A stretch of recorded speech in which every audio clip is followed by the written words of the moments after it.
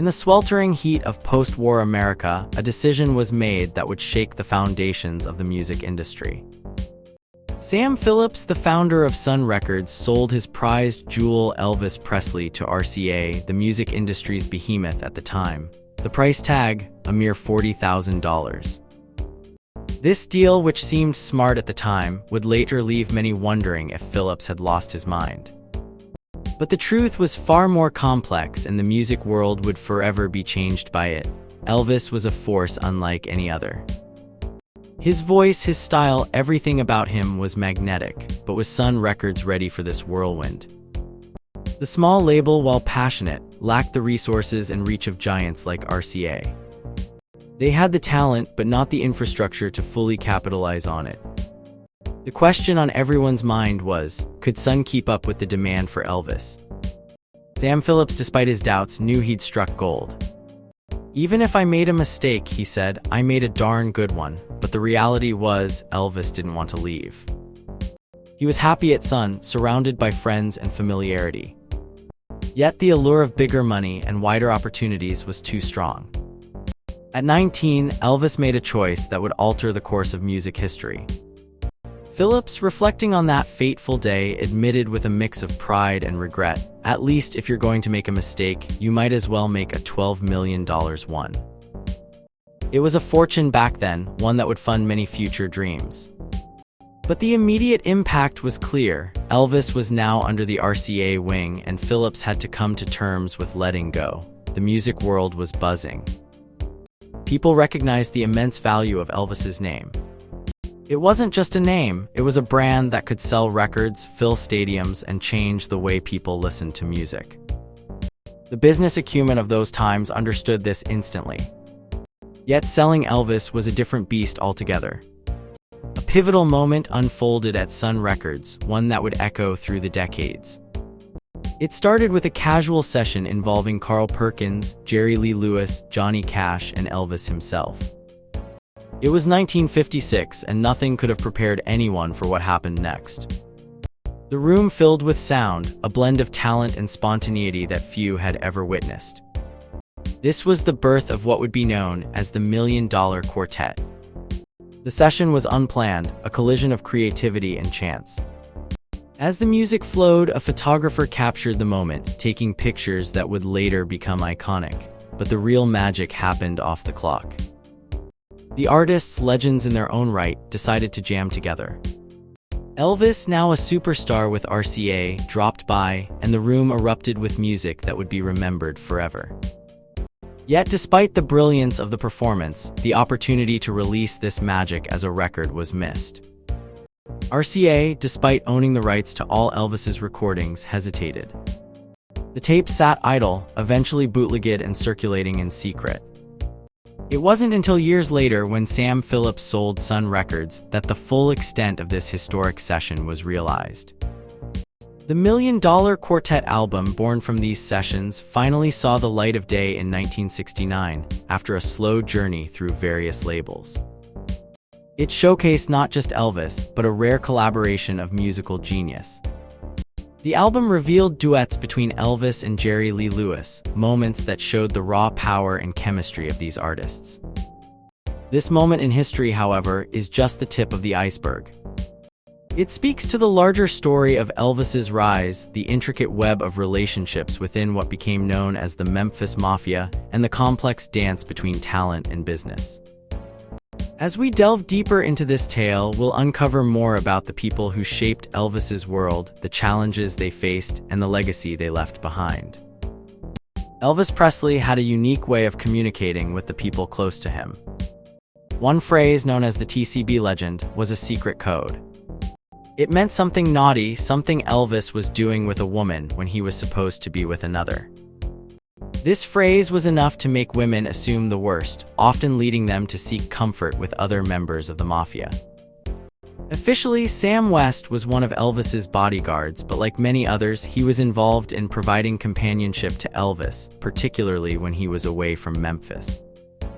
Sam remembered how they would bring women to Elvis, especially when he lived in Los Angeles and Palm Springs. "We didn't keep girls away," Sam said.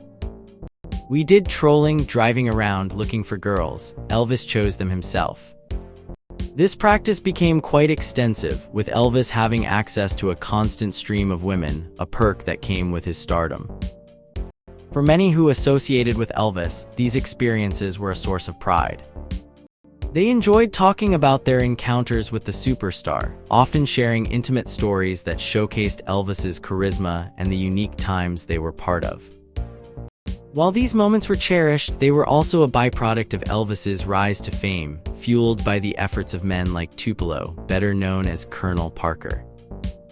Colonel Parker was a controversial figure in Elvis's life. Despite his title, he was never a real colonel, a fact Sam West pointed out.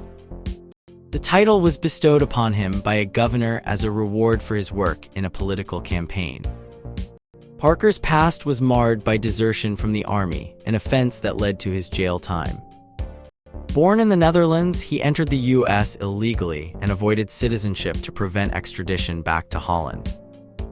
Despite his questionable past, many, including members of the Memphis Mafia, recognized Parker's influence and usefulness to Elvis.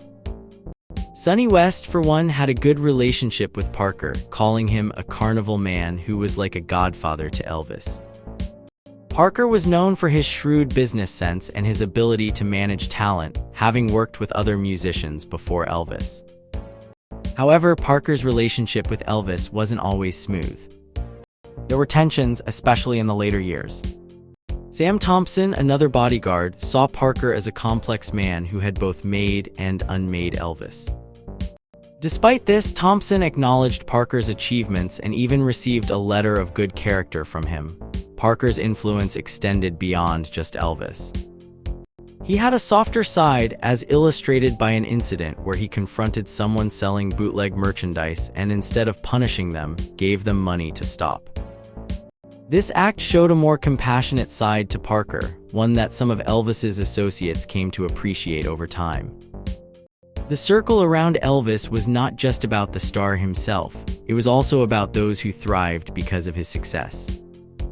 This included receiving gifts that were symbols of his generosity. Fred Frederick shared a story about Elvis buying a car for a woman who was admiring one in a showroom, an act that exemplified Elvis's kindness and generosity. These stories paint a picture of Elvis not just as a musical icon, but as a man who had a profound impact on those around him. His relationships, both professional and personal, were complex, marked by loyalty, generosity, and a unique code of conduct that only he and those close to him fully understood. The legend of Elvis Presley was not just about his music. It was also about the people who walked alongside him, influenced by him, and in some cases made their own legacies because of him. Elvis Presley's life was full of surprises, especially when it came to the things he gave away. One day, he offered a car to a woman he hardly knew. She took the car, but no one knows what happened to it after that. People wondered if she kept it or sold it because such cars were rare in her neighborhood. Elvis was known for giving away lots of cars, especially to friends from his school days. His friend George Klein once got a brand new Cadillac, a car so nice even George's mom didn't want him to drive it. Elvis knew who was real and genuine, and George was one of those people. However, not everyone was happy with Elvis's generosity. Some people tried to take advantage of his kindness. Elvis wasn't just generous with cars, he also helped his friends buy houses. One such house was in Audubon Drive, a fancy area in Memphis, far from the busy city. This house was special because it was far from the crowds that often bothered Elvis. This house was a reward for Elvis's big hit song Heartbreak Hotel. When he bought it in 1956, it cost much more than most houses in Memphis at that time. But Elvis was already famous by then, and the house symbolized his new status. People would come just to look at it, but Elvis and his family wanted privacy. They eventually moved to a new house they called Graceland. Graceland was like a dream coming true for Elvis. It was big and beautiful, like something out of a storybook. However, fame made it hard for Elvis to enjoy his privacy. His neighbors didn't like the noise, and some even thought about buying the house just to stop the noise. But Elvis and his mom decided to move again, seeking more privacy with a big stone wall around their new property. This new place was called Graceland, and it became famous all over the world. For Elvis, Graceland was more than just a house. It was where he felt at home among all his successes. The Mafia and his friends loved Graceland because it showed off Elvis's extravagant lifestyle, but his mom was worried. She missed her old life and friends back in Tupelo. She wasn't happy with Graceland because Elvis was often away, fulfilling his career dreams. Elvis understood his mom's feelings but couldn't ignore his love for Graceland. He built a big wall around the property, making it hard to see from the mansion itself. To many, Graceland was just a place. To Elvis, it was his world. It was where he lived his life, made his friends happy, and sometimes made mistakes. Graceland was where Elvis's story, full of greatness and struggles, truly came alive.